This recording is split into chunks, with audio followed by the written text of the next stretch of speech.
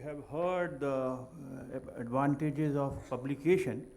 What I presume the topic was whether you require the publication to be done in a peer-reviewed journal or not, or rather it is an optional or a must. I will be speaking on that.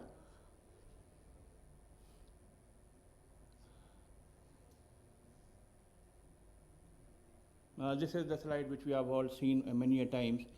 People passing through the peer reviewing editorial board, which have got their own whims and fancy regarding the publication.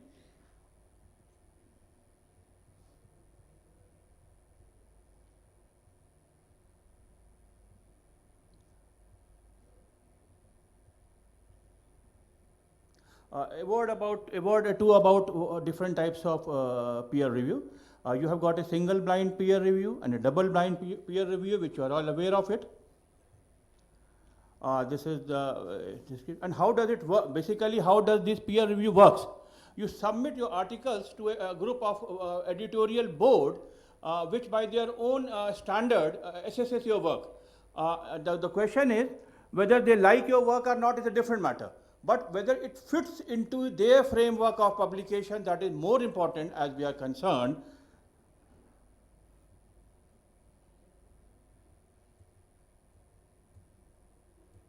And this is how the man who is sitting with his publication and waiting for the peer review to be forwarded to him so that his article can be published. He is kept in dark what is happening behind him. And there are also considerable differences in the level of people who are reviewing the article.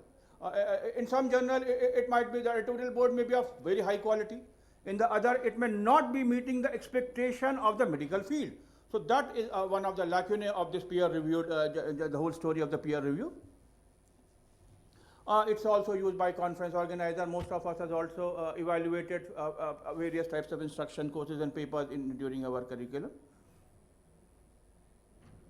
And what is the main thing is that if the group of editorial board has a belief in your review or has a belief in your work, then only they will go ahead.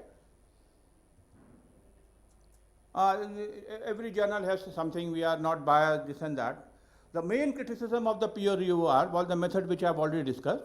The critics of double blind argue that reviewers can guess who the authors are by looking at the references they cite. That is one of the objections of the double blind study.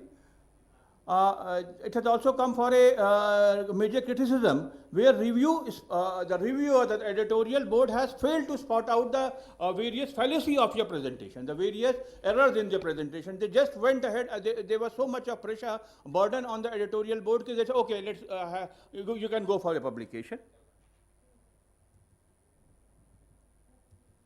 Another objection is that the peer review is not transparent enough. The reviews are inevitably subjective to different types of thoughts and whims and fancies of the reviewer board also.